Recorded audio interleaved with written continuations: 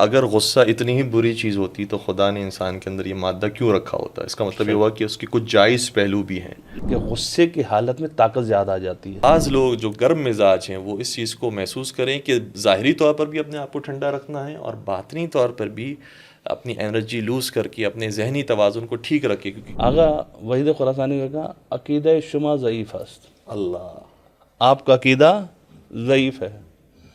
اب مرجع تقلید کیا کریں وہاں پہ؟ پھر پیغمبر کا چہرہ سرخ ہو گیا اور پیغمبر کو جلال آیا، اور بعض روایات کے مطابق پیغمبر نے سنگریزے اٹھائے اور اس شخص کی طرف پھینکے، اور بعض روایتیں کہتی ہیں کہ سنگریزوں نے دستے نبی اکرم میں آتے ہی تسبیح و تحلیل کرنا شروع کر دیا، ذکر الہی کرنا شروع کر دیا، اور پیغمبر نے فرمایا کہ میرے ہاتھ میں تو زمین و آسمان ہے، میں تمہارے درہم و دینار کی خاطر کہ اپنی بیٹی تمہیں دوں گا. مولانا آپ نے ہمارے بیٹی کا گھر جو برباد کر دیا اور جدائی ڈلوا دیا آپ نے، اور یہ کر دیا وہ کر دیا. میں تو آپ کو سمجھا رہا تھا.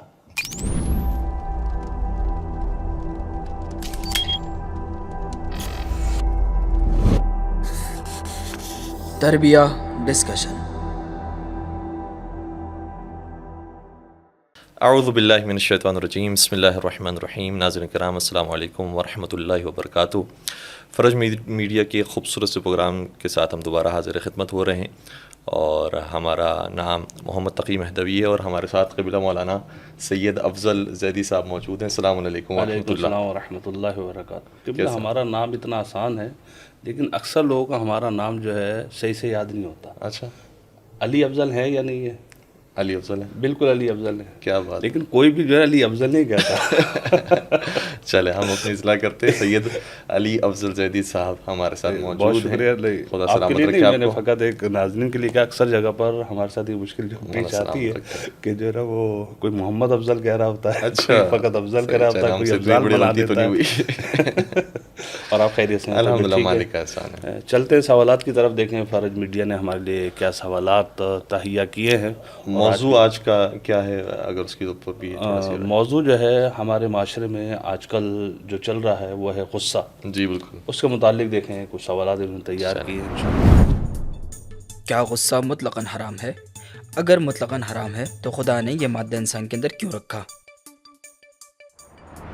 بہت اچھا سوال کیا کہ غصے کے بارے میں جب سب سے پہلا خیال آتا ہے تو یہی آتا ہے کہ غصہ نہیں کرنا چاہیے، غصہ حرام ہے. عام زبانوں پر بھی ہوتا ہے کہ غصہ نہیں کرو، گناہ ملے گا، جہنم میں چلے جاؤ گے. تو اگر غصہ اتنی ہی بری چیز ہوتی تو خدا نے انسان کے اندر یہ مادہ کیوں رکھا ہوتا ہے؟ اس کا مطلب یہ ہوا کہ اس کے کچھ جائز پہلو بھی ہیں. جی بالکل. اور قرآن کریم کی آیت بھی ہے کہ محمد رسول اللہ والذین معہ اشداء علی الکفار رحماء بینہم. محمد اللہ کے رسول ہیں اور جو ان کے اصحاب ہیں ان کی شان یہ ہے کہ کفار پر سخت ہیں، غصہ کرتے ہیں، کفار کے مقابلے میں جنگ میں اٹھتے ہیں، ابھرتے ہیں، لیکن آپس میں بڑے مہربان اور رحم دل ہیں. تو اس کا مطلب یہ مادہ انسان کے اندر ہونا ایک ضروری چیز ہے، لیکن کہاں پر اس کا استفادہ کیا جائے یہ جاننا بھی بہت ضروری ہے. تو ہمارے خیال میں معصومین کی زندگی میں بھی دونوں طرح کے پہلو ہمیں نظر آتے ہیں. جہاں پر غصہ کرنا چاہیے اور جہاں اپنی شجاعت کا مظاہرہ کرنا چاہیے تو علی سے بڑا کوئی اور شجاع نظر نہیں آتا. بے شک کہ میدان میں ان کے لیے آواز غیبی آتی ہے کہ لا فتح الا علی، لا سیف الا ذوالفقار. اور اسی طریقے سے ان سے بڑا کوئی نمازی بھی نظر نہیں آتا کہ خدا کے سامنے اتنا سجدہ ریز ہو جائے کہ خدا کی طرف سے پھر آیت نازل ہو کہ انما ولیکم اللہ ورسولہ والذین آمنوا الذین یقیمون الصلاۃ ویؤتون الزکاۃ وہم راکعون، کہ تمہارا ولی اللہ ہے، اس کا رسول ہے، اور وہ صاحبان ایمان ہے جو نماز قائم کرتے ہیں اور حالت رکوع میں زکوٰۃ ادا کرتے ہیں. تو ہمیں یہ زندگی کا پہلو معصومین کی سیرت میں بھی نظر آتا ہے کہ جہاں پر غصہ بنتا تھا وہاں پر انہوں نے کیا بھی ہے. مثال کے طور پر جہاں دینی معاملات آ جائیں، جہاں پر لوگوں کی عقیدے پر بات آ جائے، جہاں حق اور باطل کی جنگ ہو رہی ہو. اسی لیے حضرت زہرا سلام اللہ کے بارے میں پیغمبر نے فرمایا کہ ان اللہ یغضب لغضب فاطمہ ویرضا لرضاہا، کہ خدا سیدہ کائنات کے غضبناک ہونے سے غضبناک ہوتا ہے. تو سیدہ کائنات کسی موقع پر اس کا مطلب غضبناک ہوئی ہوں گی. بے شک. تو اگر حق اور باطل کا معاملہ آ جائے تو سیدہ زہرا اپنے گھر سے نکلتی ہیں، خطبہ بیان کرتی ہیں اور اپنے پورے غضب کا اظہار کرتی ہیں. لیکن وہی سیدہ جب ان کے دروازے پر کوئی سائل بن کر آتا ہے، سوالات لے کر آتا ہے، اور اس نے ایک کے بعد دوسرے اور دوسرے کے بعد تیسرے سوالات کی شرمندگی محسوس کرنے لگی کہ میں نے آپ کو بہت زیادہ وقت لے لیا، آپ کو زحمت میں مبتلا کر دیا، تو اس موقع پر بیوی کو غصہ نہیں آیا، بلکہ کہا کہ یہ تو میرے لیے بڑی خوشی کی بات ہے اور میری بڑی سعادت کی بات ہے کہ جو میرے لیے خود جنت کے انعامات کو لے کر آ رہا ہے، میں اس کو حاصل کروں. اور پھر مثال بھی دی کہ کیا اگر ایک مسافر کو جو چھوٹا سا بال لے کر جائے اور اس کو بہت بڑا انعام دیا جائے تو کیا وہ اس پر راضی رہے گا، خوش ہوگا یا ناخوش ہوگا؟ تو اس کہا کہ بالکل خوش ہوگا. تو کہا کہ میں بھی اسی طریقے سے ایک چھوٹے سے جواب کے ذریعے، گرچہ وہ چھوٹا سا جواب نہیں، سیدہ کائنات کا جواب ہے، لیکن اس جواب کے ذریعے اگر میں خدا کے اتنے زیادہ انعامات کو حاصل کر رہی ہوں تو میرے لیے کوئی کلفت کی بات نہیں ہے. تو شاید یوں کہا جا سکتا ہے کہ جن دنیاوی معاملات کے اندر ہمیں غصہ بہت جلدی آ جاتا ہے، معصومین اس میں غصہ نہیں فرماتے تھے، اور جن دینی معاملات میں شاید ہم خاموش بیٹھے رہتے ہیں اور غیرت کا مظاہرہ نہیں کرتے، اس میں معصومین علیہ السلام نے غیرت کا مظاہرہ. اگر میں اس کا خلاصہ کر دوں قبلہ عوام الناس کے لیے، تاکہ جو ہے بہت ہی آسان طریقے سے، معذرت آپ کی بات کر رہا ہوں، کہ غصہ دو طریقے سے ہو گیا. جی جی ایک غصہ ممدوح ہے بے شک، اور ایک غصہ جو ہے مذموم ہے. بالکل. اور یہ جو پروردگار عالم نے انسان کے اندر غصہ رکھا ہے وہ در حقیقت جو ہے دفاعی پہلو کے عنوان سے ہے. بے شک. یا دین یا مذہب پر کوئی آنچ آ رہی ہو تو وہاں پر انسان جو ہے اپنا آپ کو جو ہے تھوڑا جو غصے کا جو وہ مظاہرہ کرے. جی. اور جب انسان اس غصے کا مظاہرہ کرے گا تو اس کا نتیجہ بھی جو ہے وہاں پر جو بہت اچھا دکھائی دے گا. میں اس کی ایک سادی سی مثال دے دوں کہ دیکھیں کہ غصہ، کیونکہ عوام الناس کے نزدیک جو ہے وہ یہی ہے کہ غصہ جو ہے وہ غلط چیز ہے اور غصہ نہیں آنا چاہیے، جیسا آپ نے کہا کہ جہنم میں چلے جاؤ گے تم اور یہ وہ. تو اللہ نے جب یہ صفت قوت غضبیہ انسان کے اندر رکھی ہے تو یقیناً اس کا کوئی ثمرہ تو ہوگا. بے شک. اس کی میں ایک مثال دوں کہ ہمارے خاندان میں ایک جگہ جو ہے وہ شادی تھی. صحیح. جب شادی تھی تو مس گیدرنگ، اچھا. اور اتفاق سے ہم دونوں جو ہے میں اور میرے وائف بھی گئے ہوئے تھے. اچھا. جیسے ہی ہم انٹر ہوئے، وائف نے جیسے ہی دیکھا یہ تو مس گیدرنگ ہے، ادھر سے ہم باہر آنے لگے، ادھر سے ہماری وائف جو ہے وہ ٹھیک ہے. باہر آنے لگی. اور جیسے ہی ہماری وائف باہر کا آپ کہاں جا رہے ہیں کہ جی مس گیدرنگ ہے، نہ میرے آگا بیٹھیں گے نہ میں بیٹھ سکتی ہوں. ٹھیک ہے. تھوڑا سا ہم نے غصے کا اظہار کیا وہاں پر، فوراً انہوں نے پارٹیشن کر دیا، مردوں کو علیحدہ کر دیا، عورتوں کو جو علیحدہ کر دیا. زبردست، ماشاء اللہ. اگر ہم یہ چیز غصہ وہاں پر نہیں کرتے اور اظہار ناراضگی نہ کرتے تو آپ کو پتہ ہے کہ ویسے سلسلہ جاری رہتا شادی کے ہے، امر بالمعروف بھی ہو گیا، ساتھ ساتھ نہی عن بالکل المنکر ایسا بھی ہی ہو گیا. تو اس طریقے سے غصہ بیان کرنا، اظہار کر دینا اس غصے کا تو ممدوح ہے. جی جی جی بالکل. ہاں، بے جا انسان کو غصہ آ جائے یا کوئی شریعت کا، وہ جو آپ نے بات کی کہ جہاں شریعت کے احکامات ہیں وہاں پہ تو ہم خاموش ہو جاتے ہیں، اور جہاں ذاتی بات آتی ہے تو ہم فوراً غصہ کرنے لگتے ہیں. صحیح بات. تو بہرحال ان چیزوں کو جو ہے انسان کو جو ہے دونوں کو علیحدہ علیحدہ جو ہے وہ کرنا ہوگا، اور غصہ جو ہے بہرحال ممدوح بھی اور مذموم بھی ہے. زبردست، ماشاء اللہ. دوسرے سوال کی طرف ہم آگے بڑھتے ہیں. انبیاء و اوصیاء کی زندگی میں غصہ پی جانے کے واقعات سنتے ہیں. کیا کوئی ایسا واقعہ بھی ہے جہاں انبیاء و اوصیاء نے اظہار ناراضگی یا غصہ کیا ہو؟ جی دیکھیں، اگر یہ دیکھا جائے تو اگر ہم روایات کی بھی طرف، پہلے قرآن کی طرف جائیں اور پھر روایات کی طرف آئیں تو ہمیں ملتا ہے وہی بات جو ہم نے جواب میں عرض کی کہ شریعت اور دین اور مذہب کے لیے غصہ آ جانا ایک فطری چیز ہے انسان کے لیے. یعنی جس طریقے سے پروردگار عالم یہ نہیں چاہتا کہ میرا انسان جو ہے وہ پستی کی طرف چلا جائے، اسی طریقے سے ہادی بنا کر جو انبیاء آئے ہیں، اوصیاء آئے ہیں، وہ بھی نہیں چاہتے کہ ان کی امت جو وہ پستی کی طرف چلی جائے. بے شک. اور پھر اس مرحلے میں آ کے جو ہے وہ تھوڑا سا اظہار ناراضگی جسے کہا جائے بیان کرتے ہیں. جیسے کہ حضرت موسیٰ کا واقعہ جی. کہ جناب موسیٰ 30 دن کے لیے گئے تھے، اور 10 دن وعدنا موسیٰ ب30 لیلہ واتممناها ب10، کہ 30 دن کا وعدہ کیا تو 10 دن اور بڑھا دیے گئے. تو ہوا کیا وہاں پر؟ گوسالہ پرستش شروع ہو گئی. اور جب حضرت موسیٰ آئے ہیں تو انہوں نے اظہار ناراضگی کیا کہ کیا ہو گیا ہے. بالکل. یعنی انہوں نے یہ دیکھا کہ میری امت کے جس کو میں راہ راست کی طرف لے کر جا رہا تھا وہ جو ہے بت پرستی کی طرف آ رہی ہے، وہ گوسالہ پرستی کی طرف آ رہی ہے. تو حضرت موسیٰ نے وہاں پر جو ہے وہ اظہار ناراضگی کیا، اور جو ہے قرآن نے بھی اس کو جو ہے وہ بے شک نقل کیا. اس سے پتہ یہ چلتا کہ انبیاء نے جو ہے اس طریقے سے جو ہے وہ اظہار ناراضگی کا جو ہے وہ اظہار کیا ہے. یا ہمیں بعض ایسے جملے ملتے ہیں روایات کے اندر کہ ائمہ طاہرین نے ایسے جملے کہیں کہ جس سے پتہ چلتا ہے کہ ائمہ طاہرین ناراض ہیں. جیسا کہ امام حسین علیہ السلام کے لیے ہے کہ جناب حر کو ثقلت امک، صحیح بالکل، کہ تمہاری ماں تمہارے غم میں جو وہ جی بیٹھے.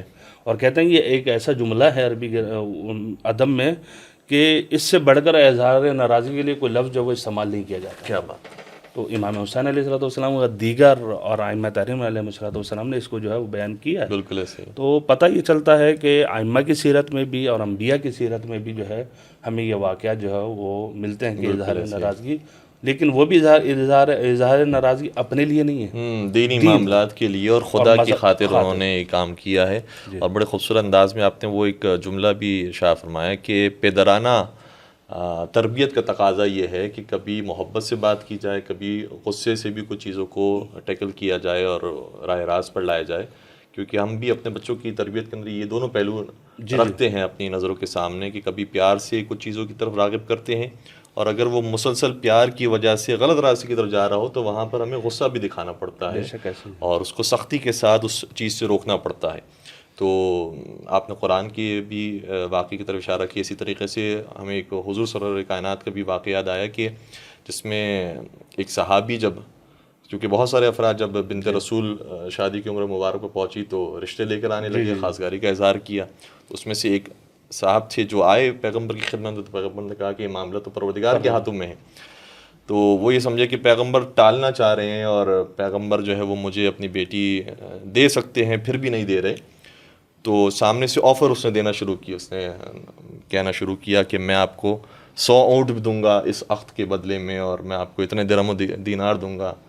تو پھر پیغمبر کا چہرہ سرخ ہو گیا اور پیغمبر کو جلال آیا، اور بعض روایات کے مطابق پیغمبر نے سنگریزے اٹھائے اور اس شخص کی طرف پھینکے. اور بعض روایتیں کہتی ہیں کہ سنگریزوں نے دستے نبی اکرم میں آتے ہی تسبیح و تحلیل کرنا شروع کر دیا اور ذکر الہی کرنا شروع کر دیا. اور پیغمبر نے فرمایا کہ میرے ہاتھ میں تو زمین و آسمان ہے، میں تمہارے درہم و دینار کی خاطر کہ اپنی بیٹی تمہیں دوں گا. یہ معاملہ کچھ اور ہے جس کی وجہ سے ہم نے یہ کسی اور کو نہ دینے کا فیصلہ کیا ہے. تو پیغمبر نے ایسے موقع پر غیظ و غضب کا اظہار کیا. اور جس طرح سے آپ نے مولا امام حسین علیہ السلام کے واقعے طرف اشارہ کیا ہے، ایک اور واقعہ مولا متقیان کا میں ذہن میں آتا ہے کہ جب اشعث بن قیس نے مولا علی کو ایک دعوت پہ بلایا تھا اور بڑے مرغن غذائیں اس کے اندر رکھی تھی، تو مولا جب اس دعوت میں تشریف لائے تو ہم تو ان سارے دسترخوان کو دیکھ کر تو اس کی بڑی آو بھگت کریں گے اور بڑے پیار انداز میں ملاقات کریں گے اور سلام دعا کریں گے. لیکن مولا نے فرمایا کہ مجھے اس سے جہنم کی بو آ رہی ہے، مجھے تعفن محسوس ہو رہا ہے اس کے اندر. تو کہا کہ نہیں یہ تازہ کھانا ہے، یہ آپ کے لیے ہم نے تیار کیا بطور خاص.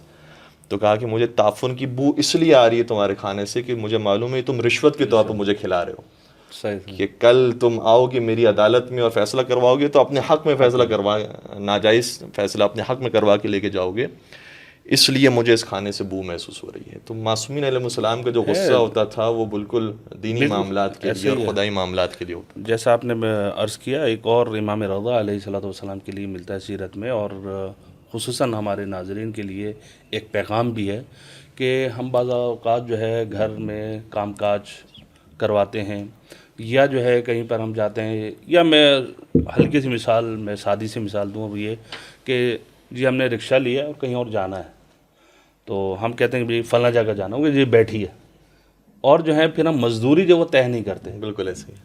اور جب مزدوری جو ہم طے نہیں کرتے ہیں اور پھر وہاں جا کر وہ کہتا ہے مثلاً جو ہے 500 روپے دے دیں، تو ہم کہتے ہیں بھائی یہاں سے یہاں تک تو 200-250 روپے بنتا ہی ہے کیا 500 روپے. پھر ہم ناراض ہونے لگتے ہیں، پھر بحث ہونے لگتی ہے.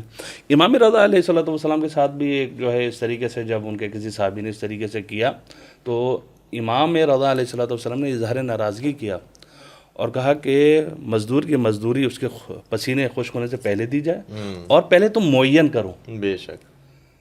پھر امام نے جو ہے کہا کہ دیکھو اگر تم پہلے معین کر لو گے نا اور پھر تم تھوڑا سا زیادہ بھی دینا چاہو گے وہ خوش ہو کر لے گا، تو وہ خوش ہو کر لے گا. اور اگر جو تم نے معین نہیں کیا تم چاہے جتنا بھی زیادہ دے دو وہ یہ سمجھے گا کہ مجھے جو وہ میرا حق نہیں ملا. ایسے ہی. تو یہ چیز بھی ہمارے ناظرین جو ہے اس چیز کی طرف متوجہ ہوں کہ کوئی کام کرنا ہے، کوئی کہیں جانا ہے، آنا ہے، تو بہتر یہ ہے کہ پہلے مزدوری جو وہ معین کر لیجیے، ورنہ جو مسائل جو بعد میں جو پیش آتے ہیں اور پھر یہ ہے کہ وہ جرا بحث ہو جاتی ہے اور مسائل جو وہ درپیش ہوتے ہیں. تو خلاصہ کلام یہ کہ سیرت معصومین علیہ السلام میں اور انبیاء کی سیرت میں بھی ہمیں جو ہے یہ پہلو جو ہے وہ نظر آتا ہے. ہم جیسے عام لوگوں کو کب غصہ جلدی آ جاتا ہے؟ ہم جیسے عام لوگوں کو غصہ کب جلدی آ جاتا ہے؟ ہمیں تو بہت چھوٹی چھوٹی باتوں پر غصہ آ ہمارے جاتا ہے. مزاج کے مطابق نہ ہوا تو بالکل ایسے ہی ہے. اور پھر یہ کہ سامنے کمزور آدمی ہو تو اس کے اوپر بہت جلدی غصہ آتا ہے. اپنے ماتحتوں کے اوپر بہت جلدی ہم غضبناک ہو جاتے ہیں، لیکن جو ہمارے سربراہ ہوتے ہیں، ہمارے باس ہوتے ہیں، ان کے اوپر ہماری زبان نہیں اٹھتی، کیونکہ معلوم ہے کہ اگر ہم نے یہاں پر زبان کھینچی تو وہاں سے وہ ہماری ایک تنخواہ کھینچ لیں گے. تو جو ہم جیسے لوگ ہیں وہ سب سے پہلی بات تو یہ ہے کہ کمزوروں پر میرے خیال سے بہت جلدی غصہ کر جاتے ہیں. دوسرا یہ کہ کبھی کبھار ہم تھکاوٹ کا شکار ہوتے ہیں. مرد جو ہے وہ صبح سے لے کر شام تک مزدوری کر کے آیا ہے، پھر اگر بیوی نے ایسے موقع پر آتے ہی اس کا اچھے طریقے سے استقبال کرنے کے بجائے 10 کام اس کو بتا دی کہ گھر میں یہ بھی خراب ہے، وہ بھی خراب ہے، میں نے اتنا یہ کیا ہے، اتنا وہ کیا ہے، تو وہ ظاہر سی بات ہے کہ پھر شارٹ ٹیمپر ہو جاتا ہے اور غصہ کر جاتا ہے. اسی طریقے سے مرد کو بھی اس بات کا خیال رکھنا چاہیے کہ جو خاتون بھی ہے گھر کے اندر، اس نے بھی صبح سے لے کر شام تک گھرداری کی ہے. ایک صاحب نے بڑی اچھی بات بولی کہ یہ جو خاتون گھر کے کام کر رہی ہے وہ کتنے ہی فیلڈ کے کام کو انجام دے رہی ہوتی ہے.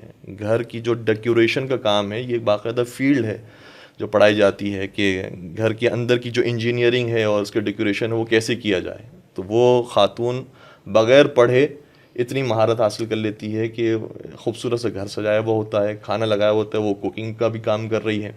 پھر تیسرا کام یہ کہ وہ آپ کی سائیکولوجی سے بھی واقف ہوتی ہے کہ کہاں پر کون سی فرمائش کرنی ہے، کہاں پر کون سی بات کرنی ہے. تو جب کہ اس نے سائیکولوجی نہیں پڑھی ہوئی، اس کی بھی ماہر ہوتی ہے. تو اتنی چیزوں کا خیال ہمیں بھی رکھنا چاہیے، تھوڑا سا اسپیس بھی دینا چاہیے کہ اگر ہم نے کام کیا ہے تو خاتون بھی کام کر کے آئی ہے. اور پھر یہ کہ کبھی کبھار غلط فہمیاں بھی ہو جاتی ہیں جس کی وجہ سے انسان غصہ کر جاتا ہے. ایک چھٹے امام کا مجھے واقعہ یاد آیا. چھٹے امام کی خدمت میں ایک صحابی نے کچھ پیسے دیے اور کہا کہ مولا میں بار بار آپ کی خدمت میں آتے رہتا ہوں، آپ پریشان ہوتے ہیں، تو آپ میرے لیے کوئی مدینہ میں گھر دیکھ لیجیے گا. جب وہ حج سے فارغ ہو کر آئے امام کی خدمت میں اور عرض کیا کہ مولا آپ نے میرے لیے کوئی گھر دیکھا، تو امام فرماتے ہیں ہاں میں نے تمہارے لیے گھر دیکھا ہے کہ جس کی ایک طرف رسول خدا ہیں، دوسری طرف مولا علی ہیں، تیسری طرف امام حسن ہیں، چوتھی طرف امام حسین السلام ہیں. تو ہم تو شاید سن کر خوش ہوں گے اس واقعے کو کہ کیا کہنے، مولا نے اس کے لیے گھر خرید لیا، لیکن جس نے پیسے دیے ہیں اور پھر امام کی طرف سے یا کسی آپ سمجھ لیجیے کوئی عالم دین ہمیں یہ بات کہے کہ تم نے جو ہمیں پیسے دیے تھے وہ ہم نے تو کہیں اور خرچ کر دیے ہیں اور جنت میں اب تمہیں گھر ملے گا، تو آدمی سے برداشت نہیں ہو پاتا. آدھی اگر بات سنی ہو تو غلط فہمیاں پیدا ہوتی ہیں. امام نے فرمایا کہ میں تمہیں اس کی سند دینے کے لیے تیار ہوں، اور یہ امام ہی ہے کہ جو جنت کا یہاں پر سودا کروا سکتے ہیں اور یہاں پر بیٹھے بیٹھے جنت دے سکتی ہیں. اور باقاعدہ اس کو سند دی، وہ شخص سند لے کر گیا. اور لبنان کا چونکہ وہ شخص تھا، جب لبنان پہنچا تو اپنے گھر والوں سے کہا کہ میں سند لے کر آیا ہوں جنت کے گھر کی امام جعفر صادق علیہ السلام سے، جب میں مروں تو میرے ساتھ یہ دفن کرنا. جب اس کا انتقال ہوتا ہے گھر والے دفناتے ہیں، وہ سند بھی اس کے ساتھ رکھتے ہیں، اور اگلے دن جب دوبارہ سے قبرستان جاتے ہیں تو دیکھتے ہیں کہ قبر سے باہر وہ سند موجود ہے اور لکھا ہے کہ امام نے جو مجھ سے وعدہ کیا تھا وہ وعدہ پورا کر دیا. سبحان اللہ. بے شک ایسا ہی ہے. اس میں اہم سوال کا جو جواب میں نے بھی کہا اور آپ نے بھی کہا وہ یہی ہے کہ جہاں پر بھی ہمارے مزاج کے خلاف کام ہوگا نا وہاں انسان کو غصہ آ جاتا ہے. اصل چیز جو ہے وہ یعنی ایک اہم پہلو جو ہے وہ یہی ہے کہ مزاج کے خلاف ہے انسان کے. اور بہرحال ایک یہ کہنا چاہیے، اب میں کہوں کہ فطری چیز ہے یا نہیں، کہ یقیناً جب انسان کے مزاج کے خلاف کوئی کام انسان دیکھ رہا ہوگا تو اس کو جو جلدی جب وہ ہائپر ہو جاتا ہے اور پھر انسان جو اس کے اصلاح کے لیے جب وہ درپیش ہوتا ہے. لیکن اس غصے میں اگر ہم اس چیز کو اگر کہیں کہ اگر ہماری عقل جو ہے غصے کے اوپر غالب آ جائے پھر انسان جو ہے شجاعت کے ساتھ مظاہرہ کرتے ہوئے اس کام کو انجام دے گا، اور پھر انسان جو ہے بہترین انداز میں جو ہے اس معاملے کو جو ہے سولو کو جو ہے وہ کر سکتا ہے. اور اگر ایسا نہیں ہوا، جہاں پر ناراضگی اور غصہ غالب آ جائے عقل کے اوپر، پھر وہاں پہ دیوانگی آ جاتی ہے، جنون آ جاتا ہے، اور پھر جو ہے انسان کے وہ عیوب جو انسان کے پوشیدہ ہوتے ہیں وہ ظاہر ہو جاتے ہیں انسان سے. بے شک ایسے. غصہ آ جائے تو کیا کرنا چاہیے؟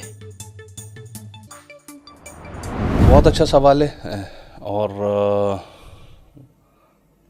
پہلے تو لوگ یہ کہیں گے مولانا غصہ آ جائے تو کیا کرنا چاہیے، ممکن ہے نہیں ہے، تو ہم تو یہی وہ تو لوگ یہی کہیں گے جب غصہ آ جائے تو 2-4 سنا دینی چاہیے. ہمارا معاشرہ تو یہی ہے کہ مولانا غصہ آئے تو کیا جی اس نے 2 سنائی تھی اب 4 سنائیے اس کو۔ ٹھنڈا کرنے کا طریقہ یہی ہے۔ ٹھنڈا کرنے کا جو وہ طریقہ جو ہے وہ یہی ہے۔ لیکن اگر ہم روایات کی طرف جائیں، اور بہرحال کیونکہ ہم اہل بیت علیہ الصلوۃ والسلام کے ماننے والے ہیں، تو ہمیں روایات کی طرف جانا چاہیے۔ پہلے دیکھیں کہ قرآن نے کیا کہا، قرآن کہہ رہا ہے والکاظمین الغیظ، غصے کو پی جانے والے۔ تو اب انسان کو جو غصہ جو ہے اپنا جو ہے ٹھنڈا کرنا چاہیے، یعنی جب قرآن یہ کہہ رہا ہے کہ غصہ آئے تو پہلے اس کو ٹھنڈا کرنے جو غصے کو پی جانے والے ہوتے ہیں وہ مومن ہوتے ہیں اور جنتی ہوتے ہیں۔ جب یہ معلوم ہوگا انسان کو تو پھر خود بخود غصہ پی جائے گا تاکہ وہ اس مقام تک پہنچے۔ بالکل ایسا ہی ہے۔ اب جو ہے غصے ہمارے معاشرے میں یہ ہے کہ اگر سامنے والے نے 2 باتیں کہی ہیں ہمیں، ہم 4 جب تک نہیں کہیں گے ٹھنڈا نہیں ہوتا، ٹھنڈا انسان جو ہے وہ نہیں ہوتا، اور ہم جو ہے بہادر نہیں ہیں۔ اگر ہم نے کچھ بھی نہیں کہا تو کہ ڈرپوک ہے، بالکل ایسے بزدل آدمی ہے۔ لیکن جو ہے اس کے لیے میں عرض کروں کہ پیغمبر اکرم صلی اللہ علیہ وآلہ وسلم اس جگہ سے گزر رہے تھے، اور کچھ اصحاب اپنی طاقت کا مظاہرہ کر رہے تھے پتھر وغیرہ اٹھا کر۔ صحیح۔ تو پیغمبر اکرم صلی اللہ علیہ وآلہ وسلم نے پوچھے تم لوگ کیا کر رہے ہو؟ کہ ہم طاقت کا مظاہرہ کریں کہ ہم دیکھنا چاہتے ہیں ہمیں کبھی پہلوان کون ہے، پہلوان کون ہے۔ پیغمبر اکرم صلی اللہ علیہ وآلہ وسلم نے فرمایا دیکھو میں تمہیں طریقہ بتاتا ہوں کہ پہلوان کون ہے۔ پیغمبر نے فرمایا کہ انسان انتقام لینے کے باوجود انتقام نہ لے سبحان اللہ، اور اپنے غصے کو پی جائے تو یہ کبھی ترین شخص ہے، سبحان اللہ، یہ بہترین شخص ہے، طاقتور ہے۔ تو پیغمبر نے ایک راستہ دیا۔ اب جو سوال کیا ہے کہ غصے کے وقت ہم کیا کریں، تو روایات معصومین علیہ الصلوۃ والسلام نے ہمیں کچھ طریقے بتائے ہیں۔ نمبر 1 طریقہ وہ یہ ہے فَإِذَا غَضِبَ أَحَدُكُمْ فَلْيَتَوَضَّأْ، کہ جب تم میں سے کسی ایک کو غصہ آ جائے نا تو کیا کرو، وضو کرو۔ اب دیکھیں یہ وضو کرنے کا اسلام نے حکم دیا ہے۔ اگر کہیں پر آگ روشن ہو تو آگ کو بجھانے کے لیے کیا طریقہ ہوتا ہے؟ پانی ڈالا جاتا ہے۔ بالکل ایسے۔ اب غصے کی حالت میں روایات ہمیں کیا کہتی ہیں؟ روایات یہ کہتی ہیں کہ جب غصہ انسان کو آتا ہے تو شیطان اس کے اوپر جو وہ حاوی ہو جاتا ہے، اور انسان جو اندر سے جلنے لگتا ہے۔ شیطان خود بھی آگ سے بنا ہوا ہے۔ بالکل ایسے ہی یہ بھی روایات میں ہے کہ شیطان بھی آگ سے بنا ہوا ہے، اور غصے کی حالت میں شیطان، اور یہ بھی کہ اللہ آپ تجربہ کیجئے گا، میں نے تو بہرحال یہ جسے کہنا چاہیے تجربہ کیا ہے کہ غصے کی حالت میں طاقت زیادہ آ جاتی ہے۔ کیوں؟ اندر جو ہے گویا کہ شیطان حلول کیا ہوا تھا انسان میں، بالکل آگ نکل رہی ہوتی یہ، بلکہ وہ واقعہ بھی میرے ذہن میں آیا کہ جب جنگ بدر میں کفار نے ابو سفیان نے شکست کھائی تو کہا کہ تم اب کوئی بھی خوشی نہ منانا، اپنی بیویوں کے قریب نہ جانا، اور کوئی بھی لذت دنیاوی میں ملوث نہ ہونا، تاکہ یہ جو غصہ تمہیں شکست کو سہنے کے بعد ملا ہے یہ دوسری جنگ میں اس کا اظہار کر سکو۔ تو بالکل طاقت بڑھ جاتی ہے، اسی لیے یہ بات کی گئی۔ تو اس لیے کہ جب آگ جلتی ہے تو اس کو خاموش کیا جاتا ہے پانی سے۔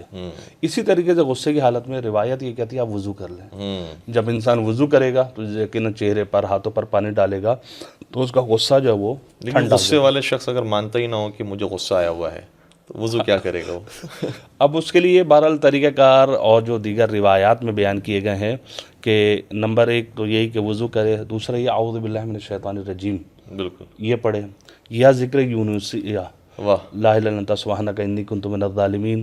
یا غصہ اگر آ گیا ہے تو اگر کھڑا تو بیٹھ جا, بیٹھا ہوا ہے تو کھڑا ہو جا, کھڑا ہے تو بیٹھ جا, یعنی اپنی جگہ کو تبدیل کرے, حالت تبدیل. یہ طریقے جو ہے روایات میں جو ہے وہ ذکر کیے گئے ہیں کہ اس طریقے سے انسان جو ہے وہ غصے کو جو ہے تاکہ غصہ کنٹرول ہو جائے. اب وہ جو شخص مانتا ہی نہیں ہے تو اس کا علاج تو جو میں کہتا ہوں پھر کسی کے پاس, حکیم لقمان کے پاس بھی نہیں ہے. حکیم لقمان کے پاس بھی نہیں ہوگا, کیونکہ دیکھیں اپنی غلطی کو تسلیم کرنا خود یہ ایک ہنر ہے اور یہی ایک طاقت ہے. بے شک. لیکن ہمارے معاشرے میں یہی ہے کہ جو ہے انسان جو اس کو جو ہے کہ میں غصے میں تو یہ کام نہیں کر رہا. ہاں, وہ سامنے سے اگر اس کو بتایا بھی جائے, کوئی بڑا بزرگ بھی موجود ہو کہ بیٹا غصہ نہیں کرو, غصہ یہ اچھی بات نہیں ہے, تم تھوڑا سا تحمل سے مظاہرہ کرو, تو سامنے سے بیٹا یہ جواب دیتا ہے کہ نہیں میں تو غصہ میں تو نہیں کہہ رہا ہوں, یہی حقیقت ہے, میں حقیقت ہی بول رہا ہوں. تو ماننے کے لیے لوگ تیار نہیں ہوتے. لیکن بالکل آپ نے صحیح بات کی کہ جب تک انسان نہیں مانے گا اس وقت تک کیسے اس کی اصلاح کی طرف آگے بڑھ سکے گا. جو نہیں ماننے والے اس کا تو کوئی علاج نہیں ہے. ایک واقعہ پیش آیا ہمارے ساتھ, ایک صاحب کے والد ہمارے پاس آئے کہ مولانا طلاق کسی کے پڑھاتے ہیں. میں نے کہا میں یہ کام نہیں کرتا, مقبوض ترین عمل روئے زمین پر اگر ہے تو طلاق ہے. حلال جو عمل ہے تو حلال, جی جی, لیکن جو ہے مقبوض حلال میں سے مقبوض ہے. مقبوض ترین. بہت سمجھایا کہ نہیں لڑکی کو سمجھائیے یہ کیجیے, وہ نہیں جی قبلہ وہ رہنے کو تیار نہیں ہے, یہ وہ فلاں. لڑکے والے بھی آئے گا, ان کو بھی سمجھایا, دونوں پارٹیوں کو ہم نے سمجھانے کی کوشش کی. وہی جو ہے جب غصہ آتا ہے پھر وہ کسی کی نہیں سنتے, مانتے ہیں تیار نہیں. وہ شیطان ان کے اوپر حاوی ہوتا ہے, وہ جو ہے ان کے عقل جو ہے پس پردہ ہوتی ہے, اور جب وہ کرنا جو چاہتے ہیں شیطان کروانا چاہتا ہے وہ کرتے ہیں. بہرحال بہت سمجھایا, نہیں مانے. کم از کم 1-1.5 گھنٹہ ہم نے دونوں کو سمجھایا, وقت لگایا کہ مان جائیں کہ طلاق نہ ہو, یہ تھوڑا غصہ ٹھنڈا ہوگا جی پھر صحیح ہو جائے گا. لیکن نہیں مانے. اب دونوں پہلو میں آپ کو بتاؤں گا. بہرحال نہیں مولانا بس آپ جاری کر دیں, ٹھیک ہے. ہم نے کہا چلیں, اب جب آپ نہیں مان رہے, کوئی علاج نہیں ہے اس کا, تو چلے بھائی ٹھیک ہے, اللہ نے یہ بھی راستہ رکھا ہے کہ دے دی جائے. ہم نے سیکھے پڑھا دی. 2 دن بعد آ رہے ہیں لڑکی کے والد, اور ہم پہ ناراض. اچھا, مولانا آپ نے ہمارے بیٹی کا گھر جو برباد کر دیا, اور جدائی ڈلوا دیا آپ نے, اور یہ کر دیا وہ کر دیا. میں تو آپ کو سمجھا رہا تھا, پہلے لینے پر اصرار, اب دے دیے تو پھر اس کے اوپر اصرار. ہم تو آپ کو پہلے ہی کہہ رہے تھے, لیکن آپ مانے نہیں, آپ غصے میں تھے اس ٹائم. اچھا, یہ کہ واقعہ دوسرا ایک جگہ ہوا. ہم گئے, بیٹھے ہوئے, والد بھی بیٹھے ہوئے, ان کے بہنوئی بھی بیٹھے ہوئے, بھائی بھی بیٹھے ہوئے سارے, کہ جی لڑکی کو طلاق.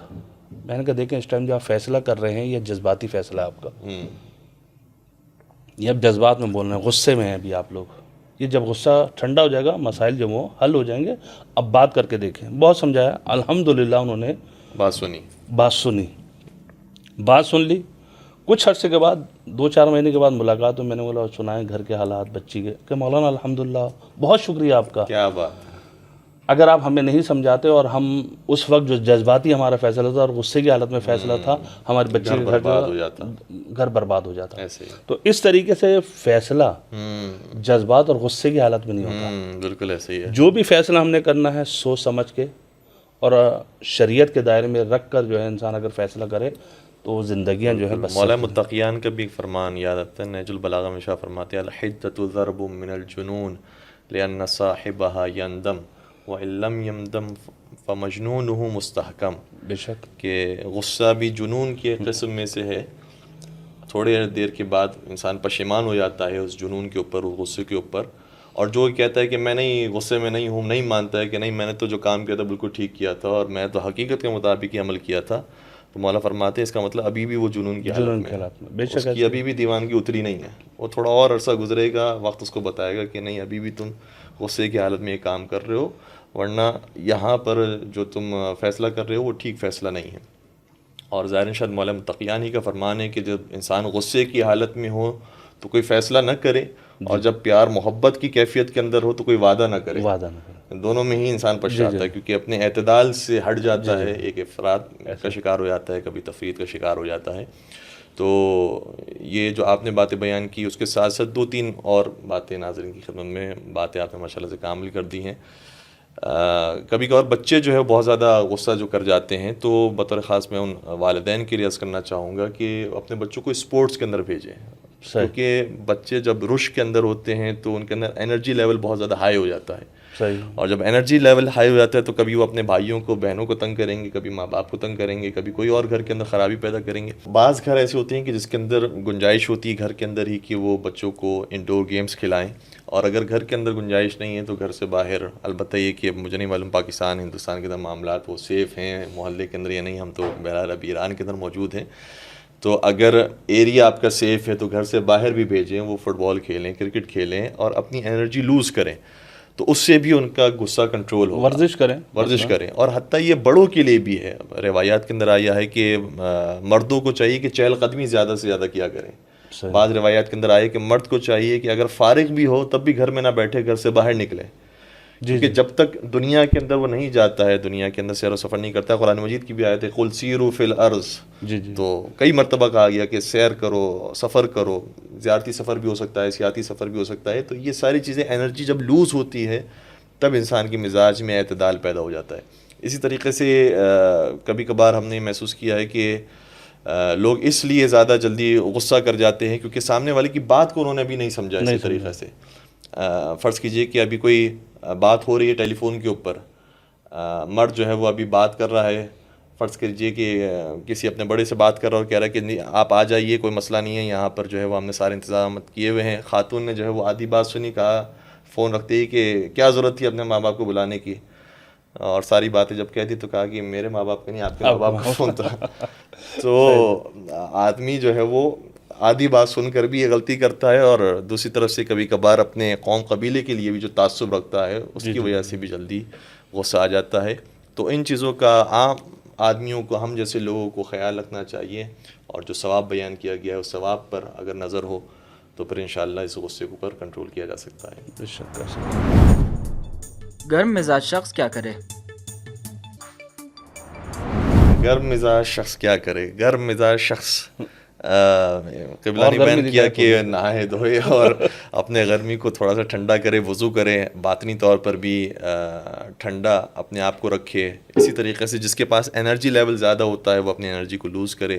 اور یہ بہرحال جو اطباء ہیں وہ بتاتے ہیں کہ ہر ایک اپنا مزاج ہوتا ہے. جی جی. اور جو علم طب کے ماہرین ہیں، جو پرانے اطباء تھے، حکیم تھے، وہ کہتے تھے کہ 4 طرح کی طبیعت کے لوگ ہوتے ہیں. بعض لوگوں کی طبیعت میں سردی ہوتی ہے، ٹھنڈا ہوتا ہے، لیکن ٹھنڈک کے ساتھ ساتھ وہ خشک ہوتے ہیں. بعض ایسے ہوتے ہیں سردی ہوتی ہے لیکن ان کے مزاج میں ٹھنڈک کے ساتھ ساتھ تری ہوتی ہے اور خنکی ہوتی ہے ان کے مزاج کے اندر. بعض ایسے ہوتے ہیں جو گرم ہوتے ہیں اور خشک ہوتے ہیں، اور بعض ایسے ہوتے ہیں جو گرم ہوتے ہیں اور تر ہوتے ہیں. تو بعض کے مزاج کے اندر یہ گرمی ہوتی ہے. اسی لیے شاید حضور صدر کائنات نے ایک صحابی کو آتے ہوئے دیکھا اور صحابی نے آ کر عرض کیا کہ یا رسول اللہ میرے اندر برائیاں بہت ساری ہیں اور میں چاہتا ہوں کہ اس سے چھٹکارا حاصل کروں، لیکن کوئی ایک برائی کا بات بتا دیں کہ میں اس کو فوکس کروں اور اس سے دور ہو جاؤں. تو ہمیں یقیناً بعض روایات کے اندر ملتا ہے کہ پیغمبر نے فرمایا کہ تم جھوٹ سے پرہیز کرو، کسی کو کچھ فرمایا، کسی کو کچھ فرمایا. تو اس جواب سے ہمیں یہ بھی محسوس ہوتا ہے کہ ہر ایک کا مزاج الگ الگ ہے. اس لیے پیغمبر دیکھا کرتے تھے کہ اس کے مزاج میں کیا پایا جاتا ہے، اس کو اس برائی سے روکنے کا میں کہوں. تو پیغمبر نے فرمایا اللہ تغضب، تم غصہ نہیں کرو. اس نے کہا کہ اس کے بعد میں اور کیا کرو؟ کہا کہ دوبارہ فرمایا اللہ تغضب، تم غضب نہیں کرو، غصہ نہیں کرو. پھر تیسری مرتبہ پوچھا، چوتھی مرتبہ پوچھا، بار بار پیغمبر نے یہ فرمایا. گویا پیغمبر نے بتایا کہ تمہاری ساری جو برائیاں ہیں اس کی بنیاد غصہ ہے. بے شک. تو کبھی کبھار کسی کے مزاج کے اندر گرم مزاجی ہوتی ہے تو وہ صرف اس ایک برائی سے پرہیز کر لے تو خود بخود اس کے مزاج کے اندر نمازی بھی جاتی ہیں، اعتدال آ جاتا ہے، مفتاح کل شر آتا ہے. تو اس لیے بعض لوگ جو گرم مزاج ہیں وہ اس چیز کو محسوس کریں کہ ظاہری طور پر بھی اپنے آپ کو ٹھنڈا رکھنا ہے اور باطنی طور پر بھی اپنی انرجی لوز کر کے اپنے ذہنی توازن کو ٹھیک رکھے. کیونکہ کبھی کبھار دماغی طور پر بھی انسان تھکاوٹ کا شکار ہو جاتا ہے. گھر میں بیٹھا بیٹھا جو ہے وہ انسان تھک جاتا ہے، مرد جو ہے وہ تھک جاتے ہیں. تو ایسے لوگوں کو کہا گیا کہ تم گھر سے باہر نکلو. جسمانی طور پر کبھی کبھار انسان جب تھکتا ہے تو ذہنی طور پر سکون حاصل کر رہا ہوتا ہے. تو یہ شاید گرم مزاج لوگ جسمانی طور پر تھکتے ہیں تو ذہنی طور پر سکون حاصل کرتے ہیں. اس لیے ان کے لیے مناسب یہ ہے کہ گھر سے باہر نکلے، انرجی لوز. ایک اور نسخہ ہے جو بنی اسرائیل میں کہتے ہیں کہ ایک بادشاہ تھا تو وہ غصہ کیا کرتا تھا، تو اس کے پاس ایک دانشور، ایک حکیم شخص تھا. تو اس نے ایک نسخہ نکالا ہوتا اور ایک چیز جو اس نے لکھی ہوئی تھی، اور جب بھی بادشاہ کو غصہ آتا تھا وہ اس کے سامنے وہ کر دیتا تھا کہ یہ آپ پڑھ لیں. بادشاہ پڑھتا تھا. مثلاً کیا، اس دانشور اور حکیم نے جو نسخہ جو ہے وہ بیان کیا، اس کے اوپر جو عبارت لکھی ہوئی تھی وہ یہ تھا کہ جو تمہارے ماتحت افراد ہیں ان پر جو ہے تم غصہ نہیں کرو، ان کو تنگ نہیں کرو، ان کو اذیت نہیں دو. نمبر 1. نمبر 2 دوسری چیز لکھی تھی، موت سے ڈرو. اور تیسری چیز لکھی ہوئی تھی کہ روز جزا کو فراموش مت کرو. یہ 3 جملے لکھے ہوئے تھے. اپنے ماتحت افراد کو اذیت نہ دینا، موت سے ڈرو، اور روز جزا قیامت کے دن کو جو ہے تم یاد رکھو تو ادھر انعام و اکرام ملے گا. کہتے جب بھی بادشاہ وہ 3 جملے وہ دیکھتا تھا ٹھنڈا ہو جاتا تھا. تو گرم مزاج لوگ اگر یہ 3 نسخے پر عمل کر لیں تو انشاءاللہ ان کا غصہ جو ہے وہ ٹھنڈا ہو جائے گا. کیا علماء کرام کی سیرت میں غصہ پی جانے کے واقعات ملتے ہیں؟ جی بالکل. دیکھیں کہ اس میں تو کوئی شک نہیں، ائمہ طاہرین علیہ الصلوۃ والسلام کی سیرت جو ہے ہمارے لیے حجت ہے. اور اس کے بعد جو ائمہ طاہرین علیہ الصلوۃ والسلام کے دین ہم تک جو پہنچا ہے، ائمہ طاہرین کے بعد علماء کرام سے جو ہم تک جو وہ، کیونکہ ہم لوگ جو ہیں इतने साल हो गए, 30 साल हो गए मसलन कुम में हैं, बैठे हुए हैं, और यहाँ पर जो काला सादिक काला बाकिर ये पढ़ रहे हैं, और फिर ये जो चीज़ें हम तक पहुँची वो उलमा के ज़रिए से पहुँची। ख़ुद उलमा की सीरत में कई वाक़यात हमें दिखाई दिए जाते हैं, जैसे ख्वाजा नसीरुद्दीन तूसी का वाक़या है, जब एक शख्स ने कहा कि आप जो है, नाम अब अच्छा नहीं है क्या कहूँ, फ़ारसी में कहते हैं सग, ठीक है, डॉग। तो एक मरतबा ख्वाजा नसीरुद्दीन तूसी ने अपने आप को देखा और मुस्कुराते हुए शख्स से कहा कि मेरे अंदर जो तुम कह रहे हो कि मैं वो हूँ, वो मैं अपने अंदर नहीं देख रहा, मेरी जो है दुम नहीं है, मेरे आँखों क्या नाम है, नाखून है वो इस तरीके से फैले हुए नहीं है, ये वो सारी चीज़ें जो हैं उसको बयान की। बजाय इसके कि ख्वाजा नसीरुद्दीन तूसी नाराज़ होते, उन्होंने बड़े प्यारे अंदाज में उसको जवाब दे दिया। तो देखें उनकी सीरत में, यानी उलमा की सीरत में भी मिल जाता है कि वो गुस्से को पी जाते थे। सही, वो बयान जो है बिल्कुल ऐसे ही है, बेशक। और मेरे ख्याल में सवाल पूछने का एक मकसद ये लगता है कि मासूमीन चूँकि खुदा की तरफ से तायीद याफ्ता होते हैं, तो उनकी ज़िंदगी में तो हमें ज़ाहिर सी बात है कि गुस्सा बेजा नज़र आ ही नहीं सकता, लेकिन उलमा जो हम जैसे अफराद हैं जो गैर मासूम है लेकिन उन्होंने अपने नफ्स की तरबियत की है, तो क्या उनकी ज़िंदगी में भी ऐसे वाक़यात मिल पाते हैं? तो बेशक जो आपने बयान किया कि जैसे उनकी पूरी ज़िंदगी आइम्मा के फ़रामीन को सुनते हुए बयान करते हुए गुज़रती है, तो यकीनन उनकी ज़िंदगी भी आइम्मा की ज़िंदगी के ताबेदार हो जाती है। और शेख जाफ़र काशिफुल ग़िता का वाक़या में मिलता है कि जब वो नमाज़ पढ़ाने के लिए जगह पर तशरीफ़ ले गए और नमाज़ ख़त्म हुई, तो उसके बाद एक खुम्स के मुस्तहिक आ गए और उन्होंने कहा कि मैं जो है वो खुम्स का मुस्तहिक हूँ और तुम खुम्स लेती हो, मुझे भी खुम्स के पैसे दो। तो इत्तेफाक की बात ऐसी थी कि उससे ज़रा पहले ही कि शेख काशिफुल ग़िता ने खुम्स को तकसीम कर दिया था, सही, और उस वक्त उनके पास कोई पैसा मौजूद नहीं था। उन्होंने कहा कि मैं बहुत माजरत चाहता हूँ, इस वक्त तो मेरे पास कुछ नहीं है। वो मुस्तहिक जो थे वो बड़े जलाली थे और गुस्से में आ गए। उन्होंने कहा कि नहीं, तुम जो है वो हमारा माल खाते हो, हक़ ज़ारा लेते हो, ये हमारा माल है और निकालो हमारा माल। तो शेख काशिफुल ग़िता बजाय इसके कि उसके ऊपर ग़ज़बनाक होते, बहुत प्यारे अंदाज में, ठंडे अंदाज में, जैसे इमाम हसन अलैहिस्सलाम की सीरत में नज़र आता है, जब शामी आया आपके आबा अजदाद की शान में गुस्सा की, तो इमाम हसन भी बिल्कुल ठंडे तरीक़े से सुनते रहे। फिर शेख काशिफुल ग़िता ने जब ठंडे मिजाज का मुज़ाहरा किया तो उस मुस्तहिक ने बाकायदा थूक दिया शेख काशिफुल ग़िता पर। इसके बाद तो आदमी बर्दाश्त नहीं करता, लेकिन चूँकि जो अहले बैत का मानने वाला हो उसकी बर्दाश्त भी फिर वैसी होती है। तो शेख काशिफुल ग़िता कहने लगे अपने दामन को फैला कर के, भाई मैं तो अभी नादार हूँ, मेरे पास तो कुछ नहीं है इस मुस्तहिक को देने के लिए, तुम में से कोई अगर है तो इसकी मदद करे। तो लोगों ने जब उनके अखलाक को इस तरह से देखा तो बहुत सारे लोगों ने उसी वक्त जो उनके पास मौजूद था वो शेख के दामन में डाला और उसको भी समझाने की कोशिश की कि इस तरह से तौहीन की जाती है उलमा कराम की। और शेख के पास जितना कुछ आया था उस वक्त जमा हुआ, तो वो सब का सब उस मुस्तहिक के हवाले किया और कहा कि मैं शर्मिंदा हूँ कि तुझे यहाँ तक आना पड़ा और तुझे ज़हमत हुई, ये तेरा हक़ है जो तू लेकर जा। तो बड़े ज़बरदस्त वाक़यात उलमा की ज़िंदगी में हमें जी काफ़ी हैं। देखें खुद बार बार उलमा से सवाल करना भी जो है अच्छा नहीं होता, और बाज़ों का जो साइल सामने से आता है सवाल लेकर, वो उसके जहन में जवाब भी होता है और वो चाहता है कि मेरे मुताबिक मतलब जब मुझे जो जवाब मिला, और अगर नहीं हो तो सामने से जो वो नाराज़ करता है। सही बात, अजीब व गरीब जो है बातें करता है कि अगर अब हाल हाजिर में, ये तो मैंने जो और आपने बनाया तो गुज़श्ता उलमा के हाल हाजिर नाम सुना हुआ है और जानते हैं अक्सर बेशतर आयतुल्लाह उज़्मा आगा वहीद खुरासानी।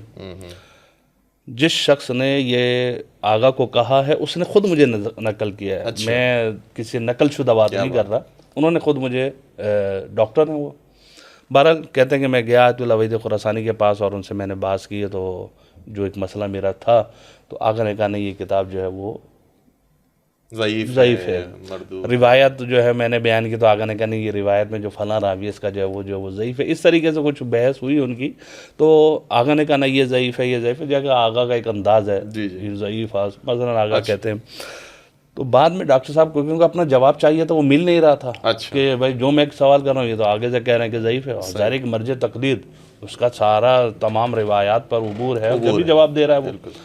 तो आखिर में डॉक्टर साहब ने पता क्या कहा आगा को, आगा वहीद खुरासानी ने कहा अकीदा शुमा ज़ईफ़ हस्त, अल्लाह आपका अकीदा ज़ईफ़ है।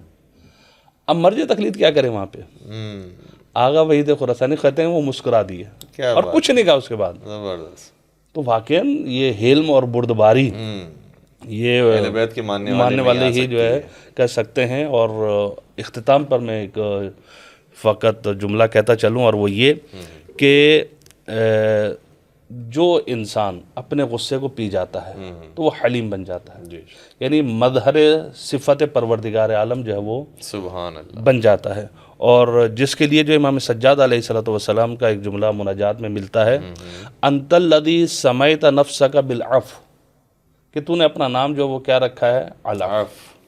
اور ظاہر ہے کہ جب انسان جو ہے کسی کو بخشے گا، کسی کو معاف کرے گا، وہ اس صفت کا کیا بنے گا، مظہر بن جائے گا. پھر امام فرماتے ہیں فاعف عنی، کہ پروردگار عالم تو مجھے جو وہ معاف کر دے. تو بہرحال انسان کو کوشش یہی کرنی چاہیے غصے کی حالت میں اپنے غصے کو کنٹرول کرے، اور جتنا بھی ہو سکے کہ معصومین کی روایات ہیں العفو عمن ظلمک، کہ جس نے تم پر ظلم کیا ہے اس کو معاف کرو. جو ذاتی معاملات ہیں اس کے اندر معافی سے کام کیا جائے، اور جو دینی اور اخروی معاملات ہیں اور الہی معاملات ہیں اس کے اندر اپنی غیرت دینی کا مظاہرہ کیا جائے، اور وہاں پر اپنے غیظ و غضب کو استعمال کیا جائے. اور یہی علماء کی زندگی میں نظر آتا ہے. ایک اور عالم کا بس میں چھوٹا سا حوالہ دے دوں کہ ایک عالم دین کہتے ہیں کہ میں نے کئی مرتبہ اپنے ساس کے غصے کو ضبط کیا، تو ایک مرتبہ میری ساس مجھے مارنے کے لیے دوڑی، اور جب اس نے میری طرف وہ چیز پھینکی اور میں اس وقت بھی برداشت کر گیا، تو خدا نے میرے لیے ایک باطنی دروازہ کھول دیا، اور میرے سامنے سے دنیا کے حجابات اٹھے، تو میں نے دیکھا کہ وہ عالم ہی کچھ اور ہے. تو میری خوشی کی انتہا نہیں رہی، اور میں اپنی ساس کے ہاتھ کو چومنے کے لیے آگے بڑھا. تو ساس بھی پریشان ہو گئی کہ میں اس کو برا بھلا کہہ رہی ہوں، مار رہی ہوں، اور یہ میرے ہاتھ چوم رہا ہے. تو پھر اس وقت بتایا اپنی ساس کو بھی، اور ہم تک بھی یہ واقعہ پہنچایا کہ تمہارے مارنے کی وجہ سے خدا نے میری باطنی آنکھ کھول دی، اور میں اب اس عالم کو دیکھ رہا ہوں. تو اتنا خوبصورت عالم ہے، یہ ساری سختیاں جھیلنے کے بعد مجھے وہاں پر کتنا جو ثواب مل رہا ہے وہ میں نے دیکھ لیا. اور اس کے بعد مجھے اندازہ ہو گیا کہ بعض جگہوں پر ضبط سے کام لینا اور صبر اور حلم کا مظاہرہ کرنا بہت ضروری ہوتا ہے. بہت شکریہ آپ کا بھی شکریہ فرج میڈیا کا، بہت شکریہ کہ بہترین پروگرام اور جو معاشرے کی ضرورت ہے اس کے مطابق پروگرام. ماشاء اللہ، جزاک اللہ. پوری ٹیم کو مولا سلامت رکھیے، اپنا بہت خیال رکھیے گا. دعا میں رکھیے گا. فی امان اللہ. اللہ حافظ.